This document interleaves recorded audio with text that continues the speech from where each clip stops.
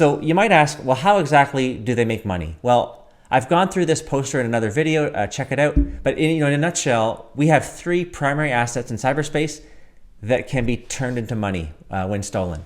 Our identity, critical data, and then straight up money. Your bank account is online. Attacks on these are trending up. It's going to get worse before it gets better, which is bad news. But there is good news at the bottom of this poster. Fortunately, by taking a few simple steps, you can protect your organization and your family. So let's get into those steps. And a great source for these is CISA, America's Cyber Defense Agency. CISA stands for Cybersecurity and Infrastructure Security Agency. They've got security in their name twice, so a good indicator that they know a thing or two about it. And they're a federal agency, so they're not there to sell you a particular product. They care about you and protecting you and the general public from cybercrime because its cost is so high. So, and also they've asked for evangelists to spread their security awareness training message, which is why I want to make this video. So here they've got 4 top things you can do to help yourself be cyber safe. And they recently changed the order of these to make the MFA number 1. So number 1, turn on multi-factor authentication. 2, update your software. 3, think before you click. And 4, use strong passwords. MFA Everyday, click the link to see the video. Talks about how you need more than a password to protect key accounts. Talks about how there's different kinds of MFA, text-based, soft token apps, hard token apps. The Goldilocks zone for my friend in balancing kind of cost of her time and complexity with reducing risk is going to be a soft token. For example, the Authy app. My video unpacks these. It also talks about the consumer authentication maturity model you can check out. The punchline from this model is that you get a lot of bang for your buck if you just adopt a password manager if you haven't already. And that takes you to level 4 in this maturity model. And then also by using a soft token app like Authy, gets you to level 6. Gets you in a good place for protecting yourself and your identity while minimizing time, cost, and complexity. One of the most important things to consider that I'll say to my friend, if you remember one thing about MFA is don't just install it on your phone and then lose your phone. You need to have a backup plan. Also install it on a Mac and a tablet, for example. There's a variety of backup strategies you can get into. Item number 2, update your software. So smash those prompts on your phone, your computer, your browser, your apps in a timely manner. Don't delay. Yes, it's annoying, but you can see here, it's one of the top 4 things you can do to keep yourself safe online. It's basically a race against the clock when software you depend on has an exploit in the wild that needs to be patched. I've got a Mac hardening video that touches on this lightly. It references this thing called the Center for Internet Security Benchmarks. It's basically a checklist from the security experts saying, here's things you should do to make sure your Mac is secure. And one of the kind of no-brainer ones that aligns to this top 4 list is to enable automatic patching. Patching is important. Next, think before you click. So it's likely that you get a ton of unsolicited text messages and emails, and these are going to get more sophisticated and more harmful we're going to start seeing more of them, I predict. So with ChatGPT and similar generative AI tools, they're going to make the text more convincing. There's not going to be typos in it, and it's going to be good at driving an emotional response that drives you to want to click. They're going to catch you when you're tired or busy, and we're going to see lots of them. So just a reminder to stay vigilant. Be highly skeptical, and don't click links and open attachments from unsolicited sources. And then even if it is from someone that you trust, their identity could be being spoofed here, as we saw in this example of the Facebook imposter account. So if someone asks you to urgently click or a link or open something, probably a good idea to give them a call to verify the legitimacy of it. Related to reducing this risk, I've got a video called Digital Identity Strategies. It talks about how to avoid and minimize the number of online accounts you make to reduce your attack surface. Because each account you create creates digital exhaust that could be weaponized against you. It's not to say that you shouldn't make accounts. The internet is also very helpful. You just need to be thoughtful about how you do it.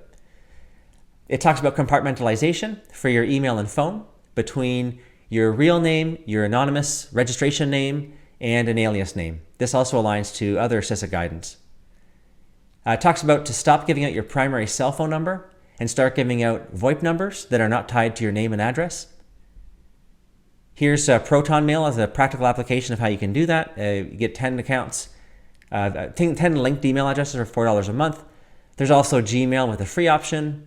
It's kind of a separate topic of which vendor to choose and for what cost.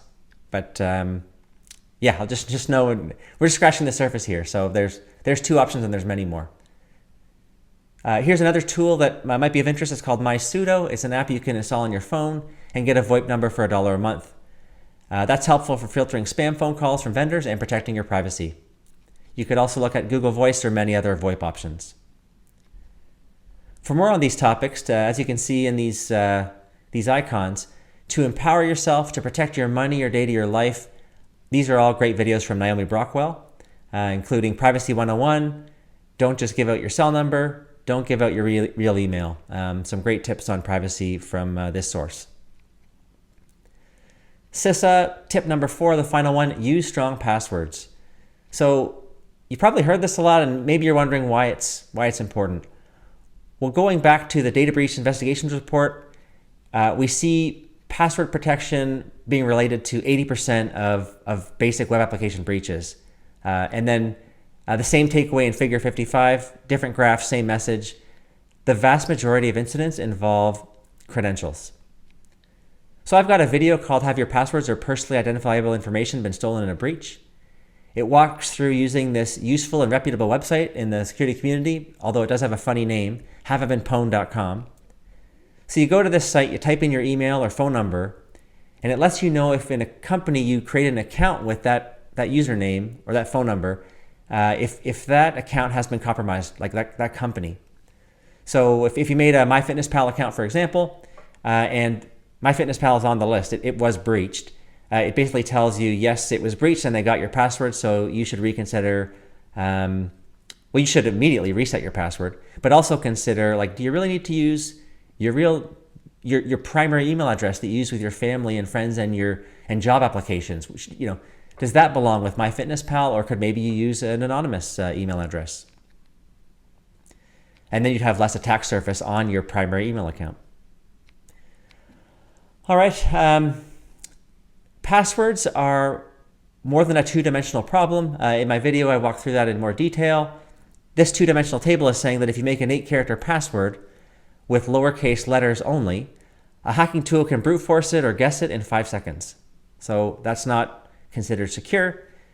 The more characters and complexity you can add, the more exponentially secure it is according to this two-dimensional table. But password security isn't a two-dimensional problem solved by this table. It's a little bit more complicated. You got to consider this bit about how guessable is it?